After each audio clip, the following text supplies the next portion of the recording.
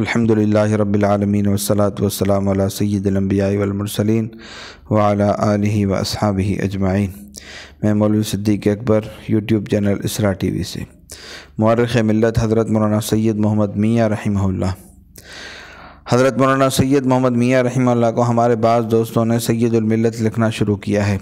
بلا شبہ وہ اپنی سیرت و خدمات اور ملت کی رہنمائی میں اپنے مساعی جلیلہ کی بنا پر ملت کی سیادت کے منصب پر فائز تھے، لیکن اس سے کسی علم و فن اور عمل کے کسی خاص میدان میں ان کے عموم امتیاز اور تخصص کا اظہار نہیں ہوتا، جیسا کہ شیخ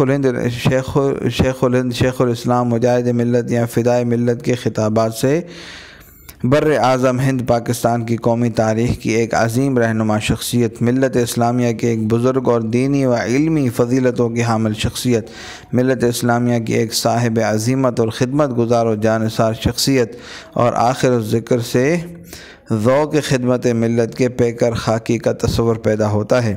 فدائے ملت کے خطاب پر اس کے صاحب کی سیرت و سوانح اور ذوق خدمت ملت پر نظر ڈالیے تو معلوم ہوتا ہے کہ یہ جامعہ مرحوم کی قامت زیبا ہی کے لیے قطع کیا گیا تھا۔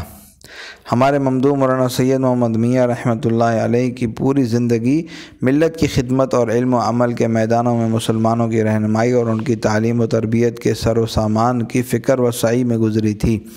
وہ جیسے بڑے صاحب علم تھے ویسے ہی رجل کار بھی تھے۔ ان کا شمار علماء دین میں ہونے کے ساتھ ساتھ اہل ہمت میں بھی ہوتا ہے، لیکن اس حقیقت سے انکار ممکن نہیں کہ علم و عمل کی تقسیم میں وہ عالم زیادہ بڑے تھے، اور علوم و فنون کی تقسیم میں مدرس، محدث، مفسر، فقہ واعظ، خطیب کے مقابلے میں وہ مصنف زیادہ بڑے تھے۔ ان کی تالیفات و تصنیفات کا دائرہ تذکرہ و سوانح سیرت، تاریخ ہند، تاریخ اسلام، تاریخ عظیمت، دعوت کے موضوعات کو محیط ہے، اور علوم و فنون کی تقسیم کے اقسام اول کے دائرے بھی حضرت مرحوم کی تصنیف و تالیف کے مضامین میں شامل ہیں۔ نیز تذکار و سوانح اور سیرت میں بھی تاریخی عنصر جزو غالب ہے، گویا کہ ان کے تمام تصنیفی کاموں میں ان کی مورخانہ خصوصیات نمایاں ہیں۔ اس لیے ضروری ہے کہ ان کے اعزاز و خطاب میں ان کی مورخانہ خصوصیات اور خدمت کا اظہار اور اعتراف لازماً ہونا چاہیے۔ اس تجزیے کے نتیجے میں حضرت مرحوم کی جن خصوصیات اور خدمات کا سب سے وسیع دائرہ نمایاں ہوتا ہے، اور جسے ان کی ہمہ قسم کی تحریرات و تصنیفات نے ثابت کیا ہے، وہ ان کی تصنیفات کا تاریخی عنصر ہے۔